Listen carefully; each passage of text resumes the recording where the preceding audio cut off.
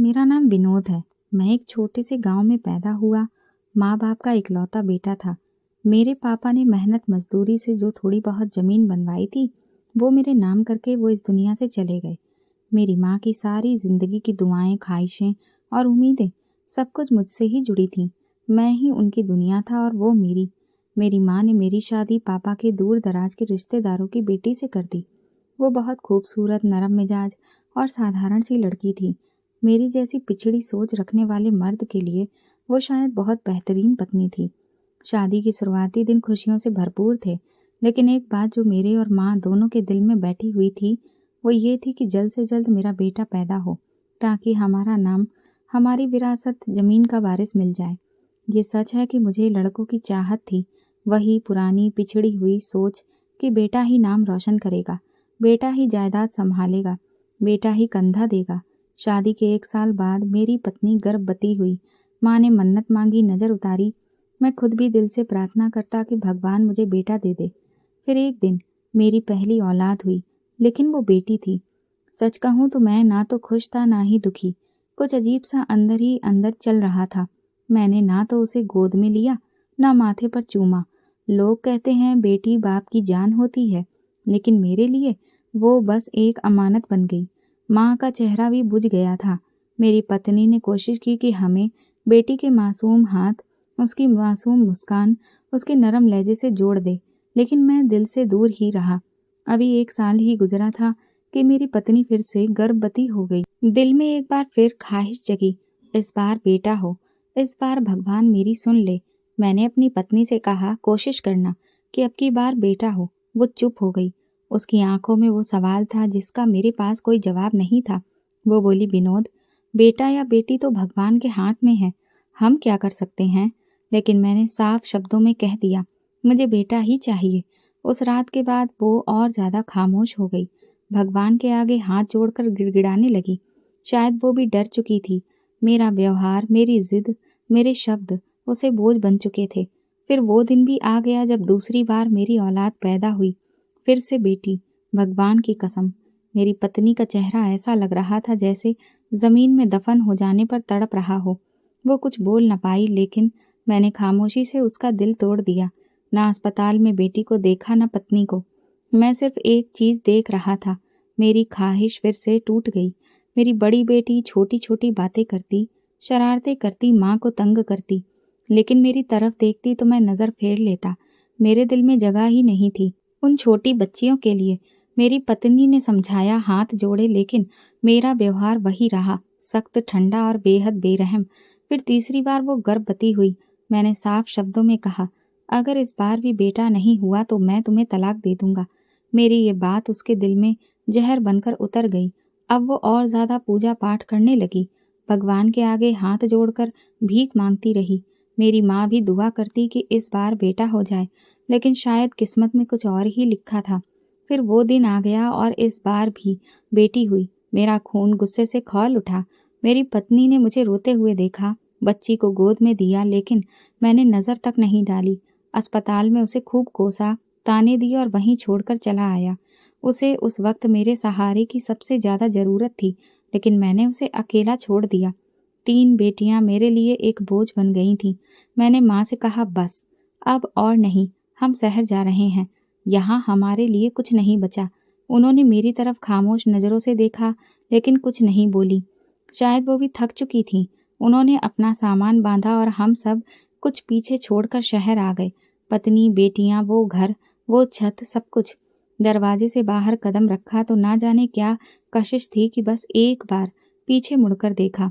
बेटियां दहलीज पर नम आंखों से हमें जाता हुआ देख रही थीं। हम शहर चले गए, एक नई जिंदगी शुरू की, नई उम्मीद के साथ, एक बेटे की तलाश में। माँ मेरे साथ ही थी, वो भी मेरे इस कदम में मेरा भरपूर साथ दे रही थी। लेकिन जो चीज़ मैं छोड़ आया था, वो मेरी इंसानियत थी। उस वक्त मुझे कोई दुख नहीं था, ना ही कोई उलझन। बस एक जिद थी कि मेरा बारिश हो।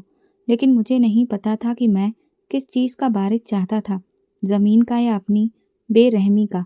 शहर आकर मैंने जैसे अपनी पिछली जिंदगी को पूरी तरह से दफन कर दिया। वो गांव, वो घर, वो पत्नी, वो बेटियां जैसे कभी थे ही नहीं। मैंने नई जिंदगी की शुरुआत की, जिसमें मुझे ज़्यादा वक्त नहीं लगा। माँ ने मेरे लिए रिश्ते ढूंढने शुरू कर दिए। एक अच्छी लड़की का रिश्ता मिला, दूसरी शादी तय कर दी गई। वो लड़की जवान, खूबसूरत और नरम दिल थी, और सबसे बढ़कर वो बेटे की माँ बनने की उम्मीद थी।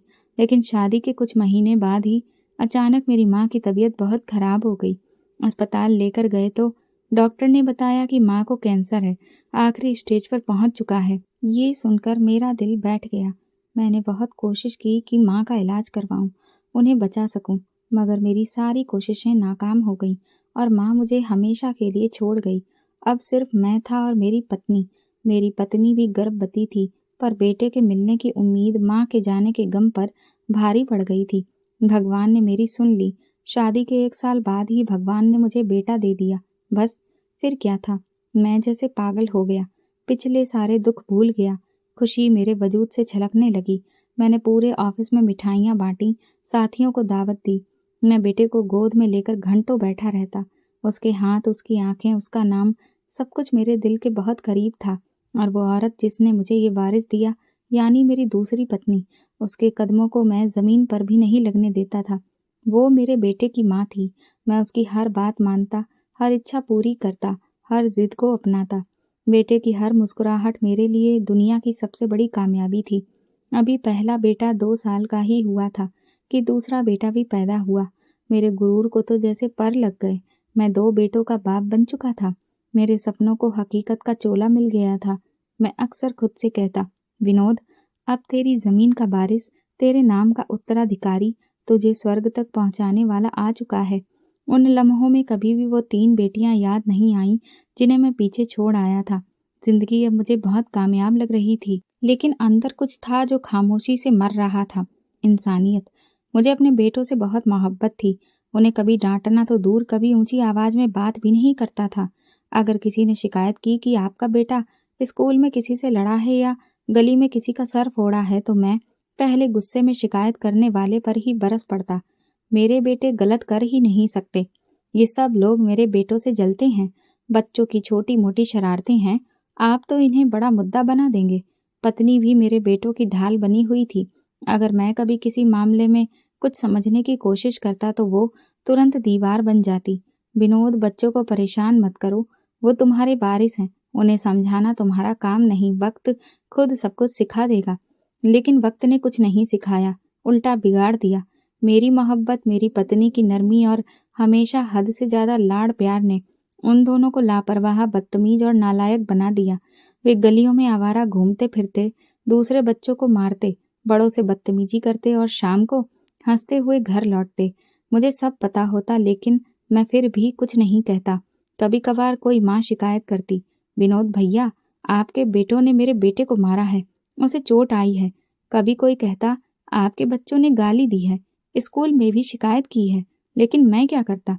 पत्नी पीछे खड़ी होती, इशारे में कहती, कुछ मत बोलिए, बच्चे सुन रहे हैं। मैं कहता, ये तो बच्चे हैं, कुछ ना कुछ तो करेंगे। इस तरह उन्हें बढ़ावा देने का नतीजा ये निकला कि मेरे बच्चे खुद को हर चीज से बड़ा समझने लगे थे।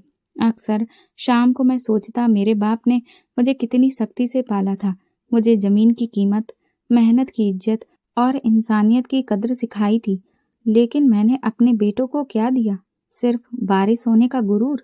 कभी कभी उनकी आंखों में लापरवाही और बदतमीजी देखता तो दिल कांप जाता, लेकिन अगले ही पल खुद को तसल्ली देता, ये मेरे वारिस हैं, जो चाहें जैसे जिएं। एक दिन मेरे बड़े बेटे ने मुझसे ऊंची आवाज में जवाब दिया, पापा, आप हर वक्त मुझे हमें समझाते रहते हैं, हम बच्चे नहीं रहे। मैं चुप हो गया। पत्नी ने बात घुमा दी, लेकिन मेरे दिल में कुछ टूट गया। मेरे दोनों बेटे जैसे जैसे बड़े हो रहे थे, उनकी जुबान, हरकतें और व्यवहार मेरे काबू से बाहर होते जा रहे थे। लेकिन मैं अब भी उनके आगे खामोश था। क्यों? क्योंकि वे मेरे वारिस थे। मेरे मन में ये बात बैठ चुकी थी कि ये दोनों मेरे बाद मेरे नाम को आगे बढ़ाएंगे, मेरी संपत्ति और जायदाद के हकदार होंगे। लेकिन मुझे ये एहसास नहीं था कि मैं सिर्फ जायदाद के वारिस पैदा कर रहा हूँ, चरित्र के नहीं, गर्व से सिर ऊंचा करने वालों के नहीं, मोहब्बत के नहीं। मैं समझता था मैं कामयाब हूँ क्योंकि मेरे बेटे हैं। मैं समझता था ये वारिस मेरी ताकत है। लेकिन मैं नहीं जानता था कि जिन्हें मैं सिर पर बिठा रहा हूँ वही एक दिन मुझे जमीन पर गिरा देंगे। मेरी खुशियों का तकाजा भी उन्हीं के हाथों बिखर जाएगा। बहुत जल्द ही एक दिन मेरा बड़ा बेटा मेरे पास आया। मैं उस वक्त ऑफिस का कुछ काम निपटाने की कोशिश कर रहा था। उसने आते ही कहा, पापा मुझे शादी करनी है। मैंने चौंक कर उसकी तरफ देखा। उसने फिर बिना हिचके दोबारा कहा, मुझे रवि गुप्ता की बेटी बहुत पसंद है और वो भी मुझसे मोहब्बत करती है। बस आप मेरे लिए उनसे रिश्ता मांगिए। मैंने पेन मेज पर रखा और उसकी तरफ देखकर कहा, बेटा रवि सबसे बड़ा कारोबारी और मेरा प्रतियोगी है। उसने हमेशा हमें नीचा दिखाने की कोशिश की। उसकी वजह से कई बार हमारा बहुत नुकसान हुआ है। मैं तुम्हारा रिश्ता उसके घर लेकर नहीं जा सकता। मेरी बात पर वो तिलमिला उठा और गुस्से में बस इतना कहकर चला गया, बारिश तो पैदा कर लिए पर उनकी ख्वाहिशों का कोई एहसास नहीं है। मेरी आंखों में अजीब सी उदासी उतर आई। मैं खामोशी से उसे जाता देखता रहा। वक्त यूं ही गुजरता गया। मैं बुढ़ापे की दहलीज पर पहुंच चुका था। अब वो अकड़ नहीं रही जो कभी मेरे गुरूर की बुनियाद हुआ करती थी। दिन भर थक हार कर बैठा रहता। अब मुझसे दफ्तर भी नहीं जाया जाता था। बस घर में बैठा बेटों की सरगर्मियां देखता और अक्सर अपने कमरे में चुपचाप वक्त गुजार देता। जिन वो बेटों को मैंने इतने आजम से पाला था, उनकी हर बात को सच माना, वही अब मेरे लिए परेशानी का कारण बनने लगे थे। पत्नी जिसे कभी मैं इज्जत की हद तक सिर पर बिठाता था, अब छोटी छोटी बातों पर झुंझला जाती, हर बात पर ताना देती और मेरे वजूद को बोझ समझती। एक दिन दोनों बेटे मेरे कमरे में आए। उनके चेहरे पर सख्ती थी, लहजे में अजनबीयत। बड़े बेटे ने कहा, पापा आपका कमरा हमारे कमरे के पास है। आप सारी रात खांसते रहते हैं, हमें नींद नहीं आती। छोटे ने तुरंत सामान उठाना शुरू कर दिया। पत्नी दरवाजे पर खड़ी तमाशा देख रही थी, लेकिन एक शब्द नहीं कहा। मैंने नजरें झुका ली। कुछ बोलने की हिम्मत नहीं हुई। शायद अब मैं वही था जो वे समझते थे, एक बिना काम का इंसान, एक बड़ी रुकावट। मेरा बिस्तर, मेरी कुछ पुरानी चीजें सब उठाकर घर के कोने में बने स्टोर रूम में रख दी गईं। वहां छत से पानी टपकता था, दीवारों पर नमी थी और कमरे में घुटन जो शायद सालों से किसी ने महसूस नहीं की। लेकिन मैंने कुछ नहीं कहा। मैंने सब्र किया और भगवान को धन्यवाद दिया कि कम से कम छत तो मिली। मैं वही विनोद था जो जमीनों का मालिक था, जो बारिशों के सपने के लिए जीता था और अब उन्हीं बारिशों के इशारों पर जीने लगा। रात को जब छत से पानी टपकता, मैं चादर में मुंह छुपा लेता। कभी कभी खांसी का दौरा पड़ता तो खुद को दबाता ताकि मेरे बेटे फिर से ताना ना दें। और इन सब के बावजूद मैं भी ये समझता रहा कि मैं खुशनसीब हूँ, क्योंकि मैं अपने बारिशों के पास हूँ। कभी कमरे की खिड़की से उनकी बातें सुनता। पत्नी की आवाज बुलंद होती, बेटे हंसते, पत्नी उन्हें मेरी कमजोरी के किस्से सुनाती। मैं सुनता रहता। कभी कभी दिल करता दरवाजा खोल कर कहूँ, मैं वही विनोद हूँ जिसने तुम्हें इज्जत दी, तुम्हारे नखरे उठाकर तुम्हें पाला। लेकिन जुबान अब साथ नहीं देती थी, शरीर भी अब हिम्मत हार चुका था। पत्नी कभी खुद खाना देने आती, कभी नौकरानी के हाथ भेजती, लेकिन उसका व्यवहार इतना ठंडा होता जैसे मैं तो बस बोझ ही रह गया हूँ। इस सब के बावजूद न जाने क्यों मैं अपनी पहली पत्नी को याद नहीं करता था। ना वे 3 बेटियां याद आती थीं जो शायद कहीं मेरा रास्ता देख रही होंगी। मेरे घमंड ने मुझे रोक रखा था। मैंने खुद को समझा लिया था कि मेरे बेटे ही मेरी दुनिया है। उन्हीं के लिए सब कुछ छोड़ा था, उन्हीं पर भरोसा किया था। दिल की गहराइयों में कहीं शायद अफसोस था, लेकिन उसे मैं हमेशा दबाए रखता जैसे कोई भूल हो जो अब बदली नहीं जा सकती। कुछ दिन बाद मैंने ध्यान दिया कि स्टोर रूम के बाहर एक अलग तरह की चहल पहल है, जैसे कोई खास खुशी आने वाली हो।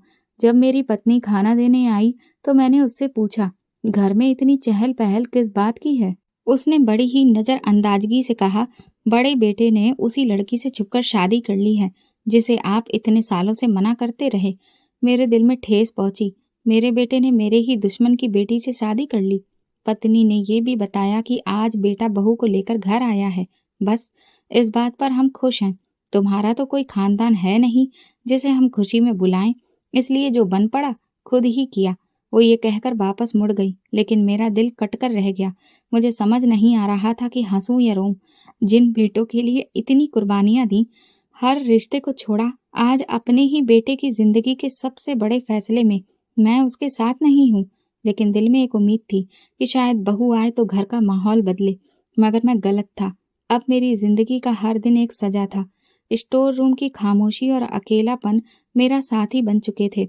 लेकिन फिर भी मैं खुद को सुकून देने की कोशिश करता। मैं वो बदनसीब नहीं हूँ जो लावारिस है। मेरे बेटे इस घर में मेरे आस-पास हैं। बस वक्त ही ऐसा है। कल सब ठीक हो जाएगा। यही सोचकर हर रात मैं आंखें बंद कर लेता। लेकिन शायद मुझे अंदाजा नहीं था कि ये सिर्फ शुरुआत है। जो दुख मैं सह रहा था वो अंजाम नहीं बल्कि एक और सजा की शुरुआत थे, जो कि मेरे अपने हाथों ही बोई गई थी।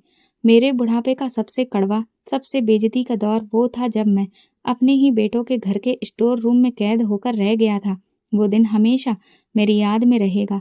जब मैं स्टोर से बाहर निकला, मेरा शरीर बुखार से टूट रहा था। हाथ पांव कांप रहे थे। कई दिन से खांसी ने गला जकड़ रखा था। मैं चाहता था कि दवा ले लूं। शायद बाहर खुली हवा में कुछ पल के लिए बैठ जाऊं तो उससे मुझे कुछ आराम मिले। जैसे ही मैं ड्राइंग रूम के पास से गुजरा, मेरे बड़े बेटे की पत्नी मुझे देखकर चीख पड़ी, अरे आप बाहर क्यों आए? आप बीमार हैं। हमें भी बीमार कर देंगे क्या? इस पल मेरा छोटा बेटा गुस्से से आया और मेरी बाह पकड़कर बोला, पापा कितनी बार कहा है, स्टोर रूम से बाहर मत निकला करो। हर वक्त खांसते रहते हो। आपकी बीमारी से पूरा घर बीमार हो जाएगा। मैंने कहा, बेटा बस 2 मिनट हवा में बैठने आया था। मेरी अंदर सांस बंद हो रही थी, लेकिन मेरी बात सुनने वाला कोई नहीं था। छोटे बेटे ने जोर से मेरा कंधा झटका, वापस अंदर जाइए। आपकी वजह से सब बीमार हो रहे हैं। माँ की तबीयत भी खराब है।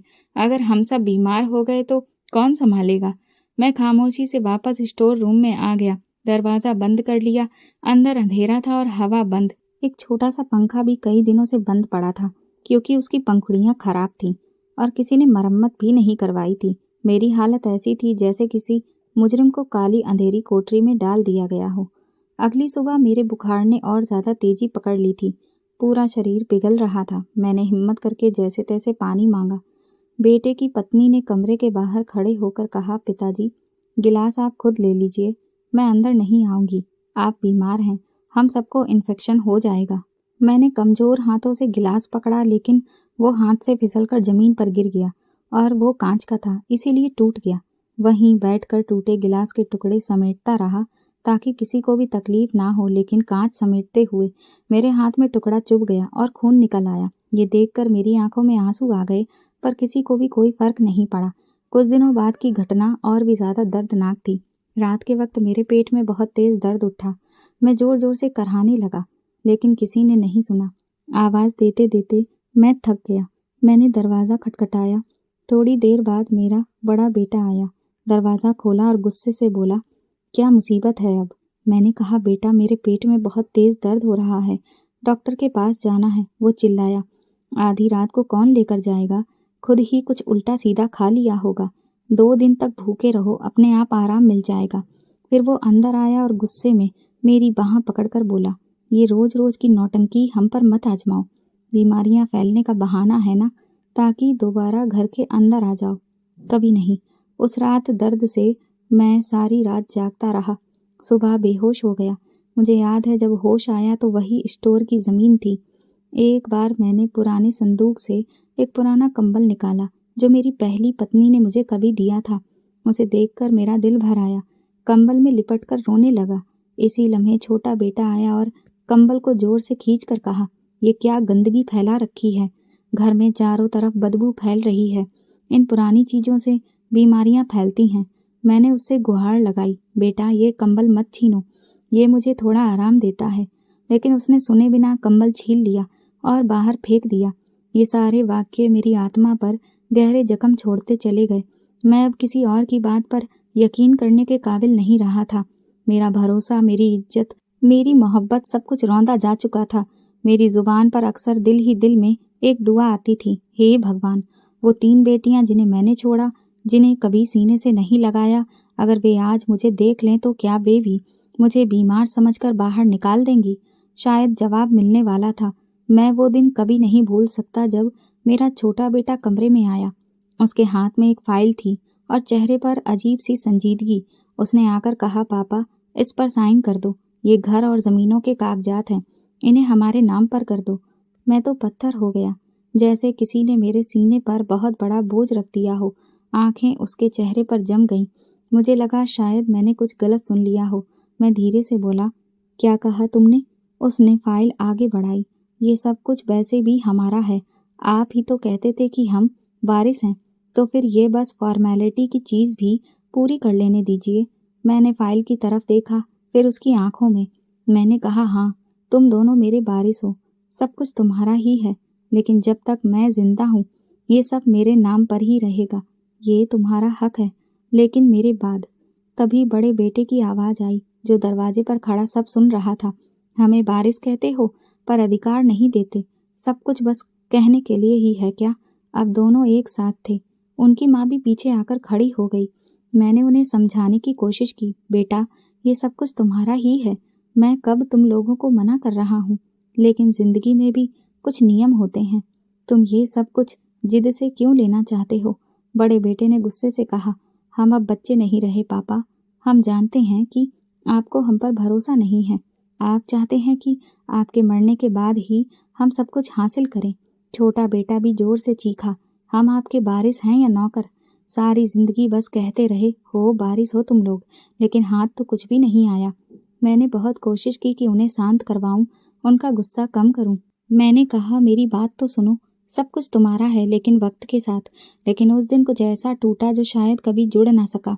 उन्होंने शोर मचाना शुरू कर दिया, मुझे बहुत बुरा भला कहा।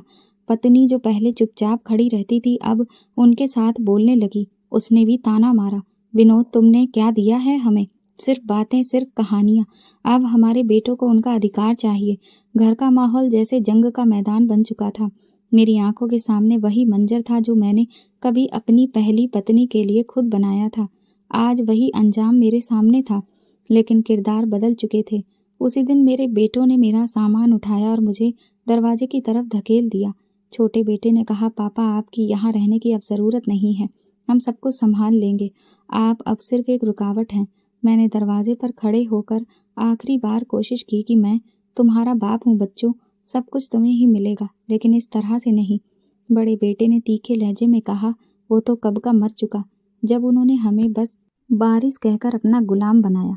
और फिर वो लम्हा आया जिसे शायद मैं हकदार था। उन्होंने दरवाज़ा मेरे मुंह पर बंद कर दिया। मैं बाहर खड़ा था, न छत न सहारा, सिर्फ मैं, मेरे खाली हाथ और मेरे अपने पैदा किए हुए वारिस, जिन्होंने साबित कर दिया कि वो जायदाद के वारिस हैं, मोहब्बत के नहीं। जब बेटों ने मुझे घर से निकाला तो मेरे कदम खुद ब खुद सड़क पर चलने लगे। मेरे साथ ना तो कोई बस्ता था, न पैसे, न कोई पनाह। उन्होंने मेरा सामान फेंका था, पर कमज़ोर हाथों में इतनी ताकत नहीं बची थी कि मैं उसे उठा सकूं। अब मेरे पास सिर्फ अकेलापन, खाली हाथ और एक सवाल था, अब मैं कहाँ जाऊं? गलियां अजनबी लगने लगीं। शहर का शोर अब गूंज नहीं रहा था, बल्कि मेरे अंदर खामोशी चीख रही थी। मैं एक पेड़ के नीचे बैठ गया, चेहरा झुकाकर। मैं वही विनोद था जो कभी अपनी ज़मीनों का वारिस बनने का सपना देखता था। आज न मकान का मालिक था, न कारोबार का, न रिश्तों का। सारी जिंदगी जिन वारिसों के लिए कुर्बान की, आज वही वारिस मुझे अपने ही दरवाजे से निकाल चुके थे। मैंने उनसे आखिरी बार कहा था, मैं तुम्हें समझा रहा था, सब कुछ तुम्हारा है, लेकिन इस तरह जबरदस्ती नहीं। अब मैं कानून का सहारा लूंगा, थाने जाऊंगा। वो दोनों हंसने लगे। बड़े बेटे ने कहा, जाओ ना, कानून भी जानता है कि ये सब कुछ हमारा है, आप हमें रोक नहीं सकते। उनकी बातें मेरे कानों में शीशा बनकर उतर गई थीं, लेकिन मैं चुप रहा। अब बात दलील से आगे निकल चुकी थी। मेरे लिए अब एक ही रास्ता था, थाना। मैं थाने पहुंचा, धीरे धीरे थके कदमों से अंदर दाखिल हुआ। पुलिस वालों की आंखों में वही नजरें थीं जो अक्सर बूढ़ों पर पड़ती हैं, तरस या फिर शक। मैं एक बेंच पर बैठ गया। कुछ देर बाद एक कांस्टेबल आया और बोला, बाबा जी, क्या परेशानी है? मैंने घबराई हुई आवाज़ में कहा, बेटा, मुझे एसपी से मिलना है।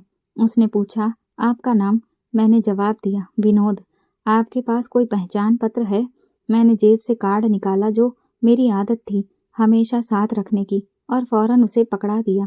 उसने एक नज़र कार्ड पर डाली, फिर मेरी तरफ देखा, जैसे कुछ पहचानने की कोशिश कर रहा हो। आपका मैटर क्या है बाबा जी? मैंने गहरी सांस ली और जैसे बरसों का बोझ उतर रहा हो, सब कुछ बता दिया। मेरे 2 बेटे हैं, मैंने सब कुछ जोड़ा, पहली पत्नी, 3 बेटियां, सारी जिंदगी सब पीछे छोड़ा, लेकिन आज उन्होंने मुझे धक्के देकर घर से निकाल दिया है। मेरी ज़मीन है, कारोबार है, सब पर कब्जा कर लिया है। वो खामोशी से सुनता रहा, फिर कुछ सोचते हुए बोला, आपको पता है यहाँ की एसपी कौन है? मैंने इनकार में सर हिलाया। नहीं बेटे, मैं कभी थाने नहीं आया, कभी कानून से मेरा वास्ता नहीं पड़ा। तब वो थोड़ा और करीब आया और धीरे से बोला, यहाँ की एसपी मैडम दिव्या शर्मा हैं। मेरा दिल एक लम्हे को रुक सा गया। क्या कहा तुमने? मैडम दिव्या शर्मा? मेरे होंठ सूख गए। दिव्या, ये तो मेरी बड़ी बेटी का नाम था। वो बोला जी, और उनकी फाइल के साथ आपका ही आईडी कार्ड लगा है बतौर पिता की हैसियत से। मेरी आंखें फटी की फटी रह गईं। मैं पत्थर सा हो गया। मेरे दिमाग में बरसों पुरानी वो तस्वीर घूमने लगी, वो मासूम बच्ची जिसे मैंने कभी गोद में नहीं उठाया, जो मेरी उंगली पकड़ने के लिए तरसती रही, जिसकी बातों को मैंने कभी अहमियत नहीं दी। वही दिव्या आज एसपी है। मैंने धीरे से कहा, मैं अपनी बेटी से मिलना चाहता हूँ। वो मेरी बेटी है, दिव्या मेरी बेटी है। कांस्टेबल वहां से उठकर कहीं चला गया। कमरे में बैठकर मेरी नज़र बार बार दरवाजे पर थी। दिल में खौफ था, शर्मिंदगी थी, लेकिन एक उम्मीद भी थी। क्या दिव्या मुझे देखना चाहेगी? क्या वो वाकई मेरी ही बेटी है जिसे मैंने तब छोड़ दिया था जब वो बोलना भी नहीं सीख पाई थी? अभी मैं ख्यालों में खोया हुआ था कि दरवाज़ा खुला और वही कांस्टेबल आया। कहने लगा, मैडम ने आपको बुलाया है, अंदर चलिए। मेरे कदम लड़खड़ा रहे थे। उम्र के इस हिस्से में इंसान इतना थक जाता है कि चलना भी मुश्किल हो जाता है, लेकिन आज मेरा लड़खड़ाना सिर्फ शारीरिक नहीं था, मेरी आत्मा भी कांप रही थी। मैंने धीरे धीरे कदम बढ़ाए। ऑफिस का दरवाज़ा खुला और वो बैठी थी, एसपी की वर्दी पहने, गंभीर आत्मविश्वास से भरी हुई। चेहरे पर वही मासूमियत जो शायद बचपन में भी थी, लेकिन अब उसमें चट्टान जैसी मजबूती भी जुड़ी हुई थी। मेरी सांसें रुकने लगीं, दिल जैसे बाहर आ जाएगा। उसने नज़रें उठाकर मुझे देखा और एक लम्हे के लिए खामोश रही। फिर बोली, जी आपको कोई काम है? मैं कुछ कहने ही वाला था, लेकिन शब्द गले में अटक गए। हिम्मत जुटाकर बस इतना कहा, मेरी बेटी दिव्या। बस यही दो शब्द निकले थे कि उसका चेहरा सख्त हो गया। आंखों में वो तूफान आया जो बरसों के सब्र के बाद निकलता है। वो गुस्से से उठी और कांस्टेबल को बुलाया। इन्हें पकड़ो और मेरे ऑफिस से बाहर निकालो। मेरे ऊपर जैसे बिजली गिर गई। कांस्टेबल ने मेरा बाजू पकड़ा ही था कि दिव्या की आंखों से आंसू बहने लगे। वो तुरंत बोली, नहीं, इन्हें बाहर मत निकालो। पुलिस स्टेशन में जो कमरा ऑफिसर्स के लिए रिजर्व है, वहां बिठाओ। मैं थोड़ी देर में आती हूँ। मैं हैरान रह गया। दिल पर हजार तनाव थे, लेकिन एक रग धड़क रही थी। वही बेटी जो मुझे निकाल रही थी, वही मुझे बिठा भी रही थी। कमरे में बैठकर मैं देर तक खामोश रहा। अतीत किसी फिल्म की तरह चल रहा था। 3 बेटियां, मासूम चेहरों वाली, वो माँ जो रोज रात रोती थी, भगवान से प्रार्थना करती थी कि बेटा हो जाए। वो दिन जब मैं अस्पताल में पत्नी को अकेला छोड़ आया था। वो लम्हा जब तीनों बेटियों को नज़रअंदाज करके शहर चला आया था। अब वही बेटियां मेरी याद बन चुकी थीं और वही दिव्या आज मेरी जिंदगी का एकमात्र सहारा लग रही थी। दिव्या अंदर दाखिल हुई। उसके साथ एक लेडी कांस्टेबल थी जिसके हाथ में एक जूस का गिलास था। मैंने अपनी नज़रें उठाकर उसे देखा। वही चेहरा, वही आंखें, वही खून, लेकिन आज सब कुछ बदल चुका था। आज वो बच्ची नहीं, एक बहुत बड़ी अधिकारी थी। लेडी कांस्टेबल ने जूस का गिलास मेरी तरफ बढ़ाया। दिव्या ने नरमी से कहा, इसे पी लीजिए, आपको थोड़ा आराम मिलेगा। आप इस वक्त बहुत परेशानी में हैं। मैंने गिलास हाथ में लिया, लेकिन हाथ कांप रहे थे। मेरी नज़र बार बार दिव्या के चेहरे पर थी। मैं शब्द ढूंढ रहा था, वो शब्द जो बरसों पहले मुझे कहने थे, लेकिन जुबान पर कभी नहीं आ सके। फिर मैंने धीरे से कहा, बेटी मुझे माफ़ कर दो। अभी मैं अपनी बात पूरी कह भी नहीं पाया था कि उसने हाथ उठाकर मुझे रोक दिया। मुझे सब कुछ सुनने की ज़रूरत नहीं है। उसके लहजे में सख्ती थी, लेकिन आवाज़ में कंपन भी था। शायद दिल के अंदर कुछ और चल रहा था। फिर वो बोली, आपके बेटों के खिलाफ एफआईआर दर्ज हो चुकी है। कानून अपना काम करेगा। मैंने आंखों में नमी लिए कहा, मुझे पता था, मेरी बेटी मेरा साथ जरूर देगी। उसने तुरंत जवाब दिया, सुनिए, मैं आपको नहीं जानती आप कौन हैं। मैं सिर्फ कानून से रिश्ता रखती हूँ। मेरा फर्ज है कि पीड़ित का साथ दूँ। उसकी आवाज़ एकदम तेज हो गई। मैं आपकी बेटी नहीं हूँ। ये शब्द आप उन बेटियों के लिए बचा कर रखें जो अब तक आपका इंतज़ार कर रही होंगी। ये कहकर वो पलटी और दरवाज़ा खोलकर बाहर निकल गई। मैं वहीं बैठा रह गया था, हाथ में जूस का गिलास, आंखों में आंसू, दिल में एक बोझ और कानों में गूंजती हुई एक बात, मैं आपकी बेटी नहीं हूँ। इस बात ने मुझे अंदर से तोड़ दिया। सारी जिंदगी मैं समझता रहा कि बेटे ही बारिश होते हैं, लेकिन आज एक बेटी ने मेरे लिए वो किया जो किसी बेटे ने नहीं किया। इंसाफ का दरवाज़ा खोला, मेरी बात सुनी, मेरी बेबसी को जगा दिया। लेकिन वो रिश्ता जिसकी मुझे सबसे ज़्यादा ज़रूरत थी, बेटी का, मोहब्बत का, माफ़ी का, वो मुझसे छीन लिया गया था। मेरे अपने ही हाथों से मेरी आंखों के सामने वो मंजर घूमने लगा। जब पहली बेटी पैदा हुई थी और मैंने उसके चेहरे की तरफ देखने से भी इनकार कर दिया था, फिर दूसरी, फिर तीसरी, और तीनों को मैंने नाम, पहचान और अधिकार से अलग कर दिया। खुद को बारिशों का बाप समझने वाला मैं आज उन्हीं बारिशों से बेदखल था, और जिन्हें लावारिस समझा था उनमें से एक आज इंसाफ की कुर्सी पर बैठी थी और मेरे लिए वो सब कुछ कर रही थी जो एक बेटी अपने बाप के लिए कर सकती है, सिवाय पिता कहने के। कमरे में खामोशी थी। बाहर हल्की बारिश हो रही थी। मैंने खिड़की से बाहर देखा। आसमान जैसे मेरे अंदर की हालत पर रो रहा था। मेरे पास जूस का वो खाली गिलास था जो सुकून देने के लिए आया था, लेकिन उसने मुझे वो स्वाद चखा दिया था जो बरसों पहले मेरी बेटी के होठों से छीन लिया गया था। अब सिर्फ अदालत बाकी थी, और शायद मेरी जिंदगी की सबसे बड़ी गवाही भी। मैं उस कमरे में बैठा हुआ था जो पुलिस स्टेशन के ऑफिसर्स के लिए रिजर्व रखा जाता है, लेकिन मेरे लिए वो एक सुरक्षित सहारा और आश्रय बन चुका था।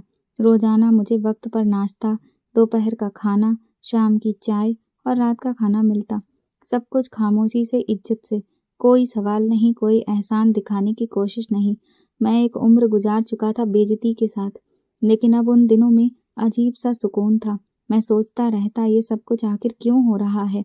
मैंने दिव्या के साथ कुछ नहीं किया सिवाय इनकार के। ना कभी उसे गोद में उठाया, ना माथे पर हाथ फेरा, ना उसकी आंखों में प्यार से देखा। मैंने तो उसे दुनिया की भीड़ में ऐसे छोड़ दिया था जैसे कोई अजनबी किसी बच्चे को बस स्टॉप पर छोड़कर चला जाए। फिर आज वही बच्ची बड़ी होकर मुझे सबसे बड़ा सहारा दे रही थी। सिर्फ शारीरिक नहीं, बल्कि कानूनी, इंसानी और इज्जत का सहारा। मेरी आंखें हर रोज उसके आने का इंतजार करती थीं। उसका चलकर मेरे पास आना, रोज मेरा हाल पूछना, कुछ मिनट बैठकर फिर चले जाना, मेरे लिए वही सब कुछ था जो शायद कभी अतीत में मिलना चाहिए था। लेकिन मैं खुद को इतनी शर्मिंदगी में डाला हुआ था कि कुछ मांगने की हिम्मत नहीं होती। एक दिन दोपहर के वक्त दरवाज़ा खुला। दिव्या हाथ में फाइल लेकर आई। उसके चेहरे पर संजीदगी थी, लेकिन लहजे में नमी। उसने कहा, ये फाइल है, इस पर साइन कर दीजिए। मैं अदालत में आपका केस दायर कर चुकी हूँ। कल पेशी है। आपके दोनों बेटे भी अदालत आएंगे और आपको भी ले जाया जाएगा। मैंने उसकी तरफ देखा, खामोश रहा। वो फिर बोली, अगर आपको लगता है कि आप कोई गलत कदम उठा रहे हैं अपने ही बच्चों के खिलाफ, तो अभी से इस कार्रवाई को रोक दीजिए। मैंने धीरे से लेकिन काफ़ी कांपती हुई आवाज़ में कहा, नहीं, गलत तो मैंने बहुत पहले किया था। अब जो कर रहा हूँ वो शायद मेरी ज़िंदगी का पहला सबसे सही कदम है। वो एक लम्हे को मेरी तरफ देखती रही, फिर बिना कुछ कहे सिर हिलाया और वापस चली गई। उसके जाने के बाद मैं देर तक उस फाइल को देखता रहा। उसमें मेरा नाम, मेरे बेटों के नाम और वो ज़मीनें दर्ज थीं जो मैंने अपनी जान समझकर उनके हवाले की थी। वो ज़मीनें जिनके लिए मैंने अपने रिश्ते कुर्बान किए, इज्जतें रौंदी, एक औरत की आंखों के सपने कुचले और 3 बेटियों को माँ के साथ अंधेरे में धकेल दिया। और आज उन्हीं ज़मीनों का फैसला अदालत करेगी। मेरी आंखों में नमी आ गई। नहीं, ये सिर्फ नमी नहीं थी, ये पश्चाताप का पानी था। मैं खुद को बुज़दिल महसूस कर रहा था, इसलिए नहीं कि बेटियों से हार गया, बल्कि इसलिए कि जिस बेटी को मैंने ज़िंदगी भर अपना नहीं माना, वही आज मेरे लिए अदालतों में भाग रही थी, दरख्वास्तें दे रही थी, पल पल केस तैयार कर रही थी और मुझे इंसाफ दिलवाने की कोशिश कर रही थी। दिल में एक चुभन थी। मैं चाहता था वो मुझे पापा कहे, एक बार, सिर्फ एक बार, लेकिन वो हर बार सिर्फ आप कहती, और वो आप मेरे लिए खंजर बनकर गिरता। उस रात नींद में भी मैं रोया। सपने में 3 छोटी छोटी बच्चियां नजर आईं। एक गुड़िया लिए भाग रही थी, एक मेरे पास आकर बैठ गई और तीसरी दूर खड़ी थी, बस देख रही थी। मैं चीखा, बेटी आ जाओ, लेकिन आवाज़ गूंज बनकर वापस लौट आई। सुबह उठा तो देखा तकिया नम था। मुझे मालूम था कल एक और दिन है, एक फैसला होने वाला है, शायद मेरे लिए, शायद मेरे खिलाफ, लेकिन एक बात तय थी, कल जो कुछ भी होगा वो मेरे ही कर्मों का फल होगा। दिव्या दोबारा नहीं आई उस दिन, लेकिन उसकी दी हुई फाइल मेरे सामने रखी हुई थी। मैं उसे बार बार खोल कर देखता था, जैसे कोई माँ अपने बच्चों की तस्वीरें बार बार देखती है। मैंने सोचा अगर मैं मर भी जाऊं तो कम से कम ये तो दुनिया देखेगी कि जिसने बेटी को लावारिस समझा, आखिर में वही बेटी उसकी सबसे बड़ी वारिस निकली।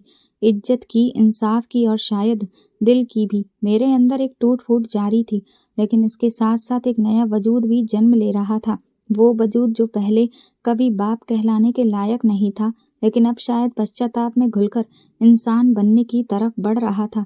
अगली सुबह जैसे फैलती हुई रोशनी दिल पर एक अजीब बोझ बनकर महसूस हुई। न जाने कितने सालों के बाद ऐसा लगा था कि मेरी जिंदगी में कुछ बदलने जा रहा है। दिव्या ने रात में ही बता दिया था कि सुबह अदालत में पेशी है और मेरे दोनों बेटे भी वहां होंगे। मैं अपनी पुरानी कमीज और पैंट पहनने लगा। दिल की हालत कुछ ऐसी थी कि जैसे एक मुजरिम अपने ही मुकदमे में गवाही देने जा रहा हो। गाड़ी पुलिस स्टेशन से निकली और दिव्या के कहने पर 2 पुलिस कांस्टेबल मुझे लेकर अदालत पहुंचे। अदालत के बाहर धूप तेज थी, लेकिन मेरे दिल में जो आग लगी थी वो सूरज से भी ज्यादा जला देने वाली थी। आज का दिन मेरे लिए बहुत बड़ा फैसला होना था। मैंने ज़हनी तौर पर फैसला किया था कि अपनी जायदाद अपने 5 बच्चों में बराबर बांट दूंगा। बेटे और बेटियां सब बराबर के हकदार हैं। ये फैसला मेरी ज़मीन, मेरे पछतावे और उन बेटियों के आत्मविश्वास का नतीजा था जिन्हें मैं जिंदगी भर सिर्फ नज़रअंदाज ही नहीं करता रहा, बल्कि बारिश भी नहीं समझा। मैं जैसे ही अदालत के गेट से अंदर दाखिल हुआ, मेरे दोनों बेटे सामने आ गए। उनके चेहरे गुस्से से लाल थे। छोटे बेटे ने मुझे बाजू से पकड़कर खींचते हुए कहा, पापा आप पागल हो गए हैं क्या? बेटियों को हिस्सा देंगे? बड़े बेटे ने मुझे धमकी दी, आपको ज़्यादा जायदाद चाहिए तो हमें दे दीजिए, लेकिन अगर बेटियों को हिस्सा दिया तो याद रखना हम आपको अदालत के अंदर घसीट कर ले जाएंगे। उनकी आवाज़ बुलंद हो गई। लोगों की नज़रें हमारी तरफ उठने लगीं, लेकिन मेरे अंदर अजीब सी ताकत आ गई थी। मैं दोनों की तरफ देखकर बोला, आज जो भी हो मैं अधिकार दूंगा उनको, जो सारी जिंदगी इस अधिकार से वंचित रहीं। मेरी बेटियां भी मेरी औलाद हैं, उन्हें भी उतना ही हक है जितना तुम दोनों को। ये बात सुनकर छोटा बेटा गुस्से में आग बबूला हो गया। उसने मेरे गिरेबान पर हाथ डाल दिया। आपको शर्म नहीं आती? सारी जिंदगी हमें बारिश कहते रहे और अब उनको दे रहे हो। इसी लम्हे एसपी दिव्या शर्मा, जो अब तक अदालत की कार्रवाई के कमरे में मौजूद थी, बाहर निकली। उसने मंजर देखा, बाप का गिरेबान बेटे के हाथ में, चेहरे पर बेबसी और आसपास लोगों की भीड़। उसने कमान तेज की और एक लपक में छोटे भाई के सामने जाकर खड़ी हो गई। उसकी वर्दी में चमकता बैज, उसके आत्मविश्वास और उसकी आंखों में भरा गुस्सा सब कुछ हिला देने वाला था। हाथ हटाओ उनके गिरेबान से, उसकी आवाज़ कड़कती बिजली की तरह गूंजी। छोटे बेटे ने चौंक कर दिव्या को देखा। तुम हमारी बहन हो या इस बूढ़े की वकील? दिव्या ने आगे बढ़कर एक जोरदार थप्पड़ छोटे भाई के मुंह पर मारा। आवाज़ ऐसी थी कि चारों तरफ खामोशी छा गई। ये थप्पड़ एक बहन की तरफ से नहीं, एक पर्दे में छुपी हुई बेटी की तरफ से है, जो देख रही थी कि उसका बाप अपने ही बेटों के हाथों बेइज्जत हो रहा है। उसने गुस्से से कहा। बड़े बेटे की तरफ बढ़कर बोली, तुम्हें शर्म नहीं आती? अदालत के सामने तमाशा कर रहे हो? दिव्या ने उसकी आंखों में आंखें डालकर कहा, शर्म तुम्हें आनी चाहिए जो इस इंसान को मार रहे हो, जिसने तुम्हें जन्म दिया, पाला, तुम्हें सब कुछ दिया। अगर यही सीखा है तुमने तो तुम मेरे भाई कहलाने के काबिल नहीं। मेरी आंखों से आंसू झर रहे थे। मैं जिंदगी भर बेटा बेटा करता रहा, लेकिन आज मेरी बेटी मेरे लिए ढाल बन चुकी थी। वो बेटी जिसे मैं वारिस नहीं मानता था, वही मेरे वजूद के लिए इंसाफ कर रही थी। अदालत के अफसर भी बाहर निकल आए। लोगों की भीड़ लगने लगी। जब सबको जानकारी दी गई, उन्होंने सख्त लहजे में कहा, इस बुजुर्ग की बेइज्जती बर्दाश्त नहीं की जाएगी, जो इस वक्त अपना कानूनी हक अदा करने आया है। मैंने कांपते हाथों से दिव्या के कंधे पर हाथ रखा।